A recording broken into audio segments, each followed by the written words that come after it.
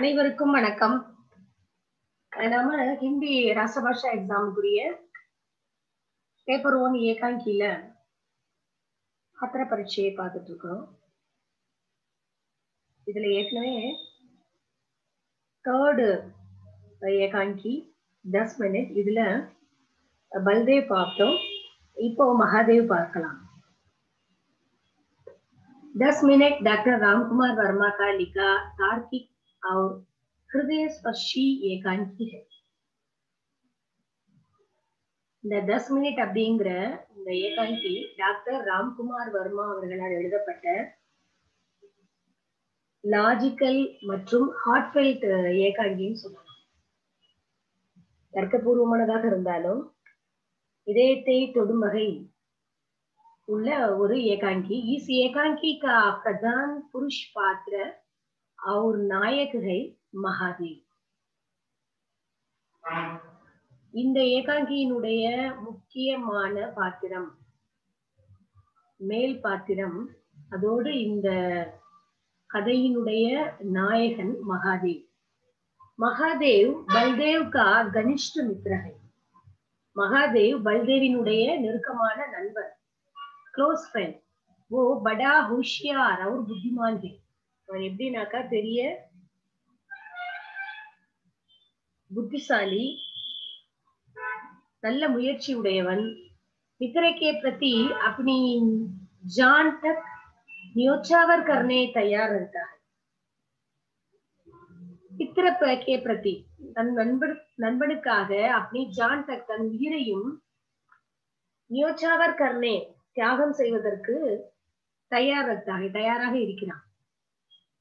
जब पुलिस पूछताछ करने आती है तब पुलिस को 10 मिनट बाहर रखने के लिए करता है. மகாதேவ் நண்பன் பல்தேவ் தன்னுடைய சகோதரியை தவறான கண்ணோட்டத்தில் பார்த்ததற்காக கேசவன் என்பவனை கொலை செய்து விடுகிறான். அவனை தேடி போலீஸ் வருது. வர்றவங்கள ஒரு 10 நிமிஷம் வெளியில வெயிட் பண்ணுங்கன்னு சொல்றான்.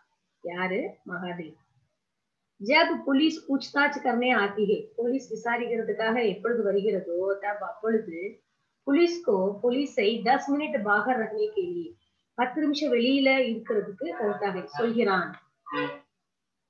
इस 10 मिनट के अंदर बलदेव को नए कपड़े पहनाता है और उसके खून से रंगे कपड़े और छुरी को अपने पास रख लेता है. इस 10 मिनट के अंदर இந்த 10 நிமிஷத்துல பல்தேவ் को மகாதேவ் தன்னுடைய நண்பன் பல்தேவ நயே கப்படே பகனாத்தா है. புதிய ஆடைகளை உடுத்த சொல்கிறான். அதாவது ரத்த கரை படிந்த ஆடையை கழட்டி விட்டுட்டு புதிய ஆடை, வேற ஆடையை உடுத்திக்கிற வைக்கிறான். அதோட उसके खून से रंगे कपड़े, அவனுடைய அந்த ரத்தம் படிந்த அந்த உடைகளை और மற்றும் छुरी को கத்தியை अपने पास रख लेता है, தன்னிடம் வைத்துக் கொள்கிறான். खून से रंगे कपड़े को पहनकर खून से रंगी छुरी को हाथ में लेकर खुद को खूनी करता है. அந்த ரத்த கரை படிந்த ஆடையையும் கத்தியையும் எதற்காக வாங்கி வச்சுக்கிறான்?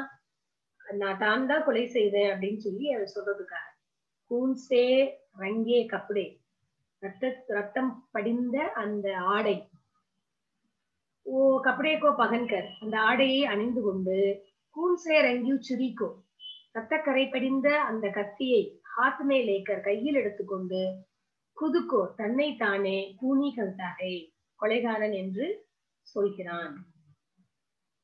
पुलिस को विश्वास दिलाने बलदेव से प्राप्त खून संबंधी सभी विवरण बताता है.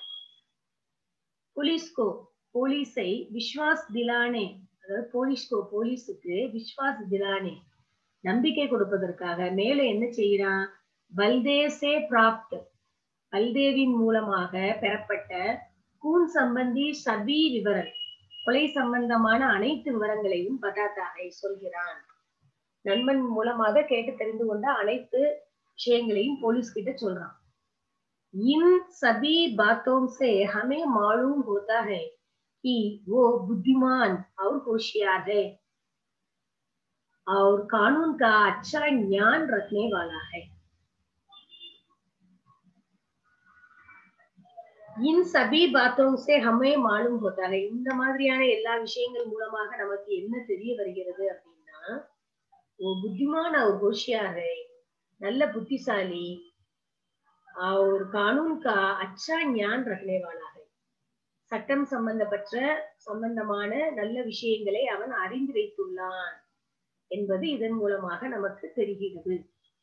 न्याय और प्रेम की रक्षा के नाम पर कानून को हाथ में लेना वो न्याय संगत नहीं मानता। न्याय और प्रेम की रक्षा के नाम पर நியாயம் மற்றும் அன்பு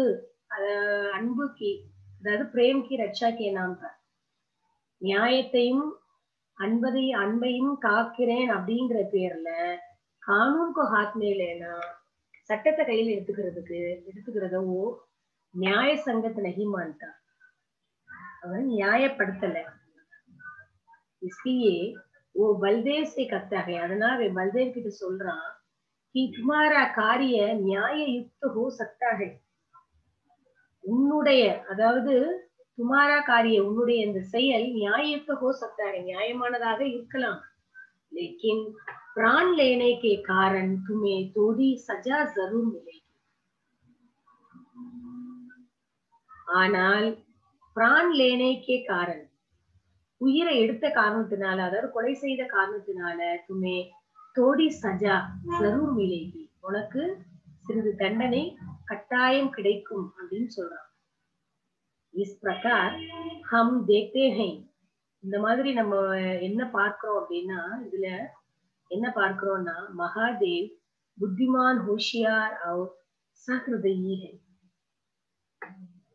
மகாதேவ் புத்திசாலி மட்டும் கிடையாது, அறிவானவன் மட்டும் கிடையாது, கருணையுள்ளவனும் கூட.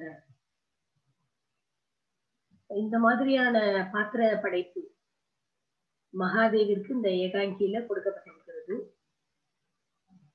இந்த பாத்திர பரீட்சைய நல்லா ரிவைஸ் பண்ணிக்கோங்க. அடுத்த வீடியோ கிளிப்ல பார்க்கலாம். தன்யவாத்.